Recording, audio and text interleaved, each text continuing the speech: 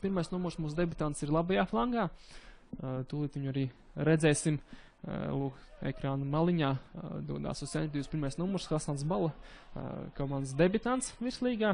Nomainīt viņš Rendiju Šibasu. Sezonas sākumā meta teritoriāls pārsvars, bet principā varam pat teikt, ka meta bija labāk un diezgan pelnīt beigās uzvarēja. Tikmēr Josuke Saito, pirmā reālā iespēja šajā spēlē. Nē, tas nebija gan Josuke Saito, tas bija Sergejs Vorobjovs, atvainojos. Nu jā, Latvijas valsts spēlēs varam droši tā teikt, viņš arī apgriežās. Un pārstāvs minētais noteikti tomēr ir Rīgai, bet Mindaugs Rāvičs nonāca labajā flangā, viņš gan ir Kreilis, bet pašā laikā no šādas pozīcijas viņš var uzsist, ko viņš arī dara. Šķiet gan, ka bumba lidoja pirms tam garām vārtiem, bet Denis Kņiga katram gadījumam tomēr Kņāzevs jau bija aizgājis prom no komandas. Tas ir nav tik svarīgi, tikmēr Vorobjovs ir pie bumbas, viņa pirmā sezona virslīgā, sitiens no distances garām vārtiem, netrāp viņš vārtu rāmī. Bet ir labs mēģinājums. Un šajos apstākļos, protams, jāsastāv ļoti daudz arī no tālienes, jo laukums pieļauj, ka ir mitrs. Pietiekami grūti, protams, uzdevums Irelonai būs uzvarēt, bet tikmēr Šerenkos uz solokumā varbūt labi iespēja Rīgai.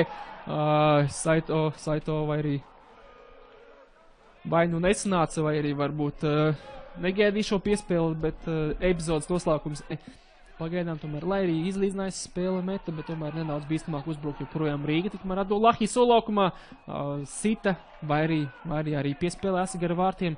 Bumba, kurā ziņā vārtu rāmī nelidoja, bet Abdullahi lika pagājušā sezonā. Pētersons bija stabils pamatstāvs spēlētājs metā. Uh,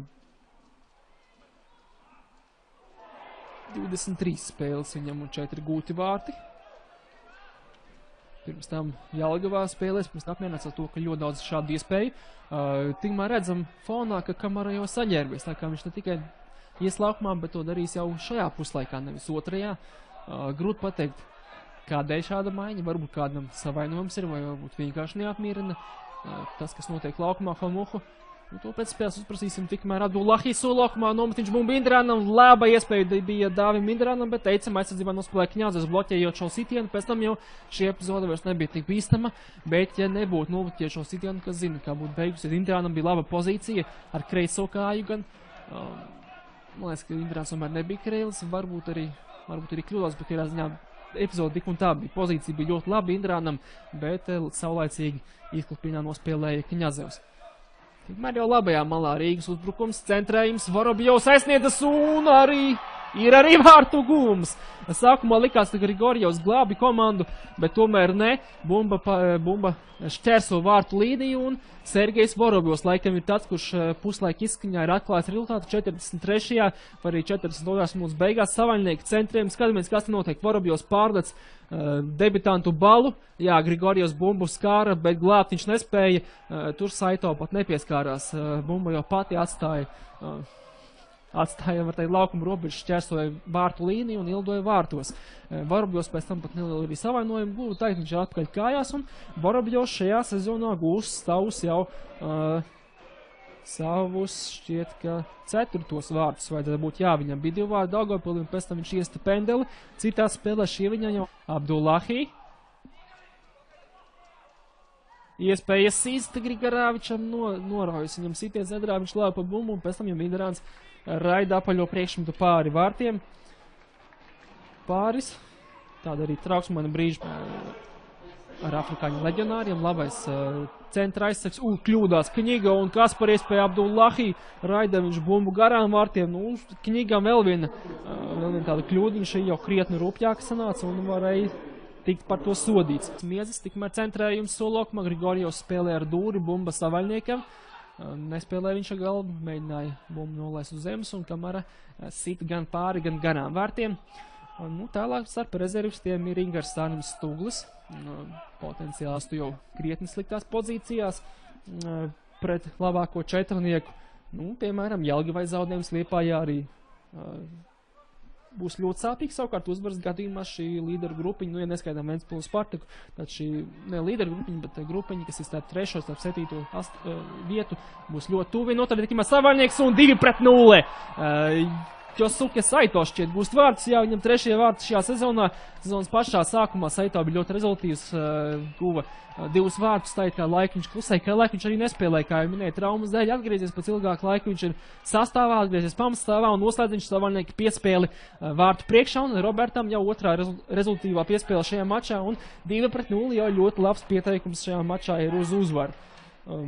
Vajadzēja būt pirms laika beigās 1-1, meta savu iespēju, tik tā ļoti efektīvs un ļoti sarežģīts viens Vācagam, tikmēr vēlreiz iekrīt aizsardzībā metieši, Vorobjovs gar vārtiem, Grigorjovs bumbu skar un novirza uz sāniem, uz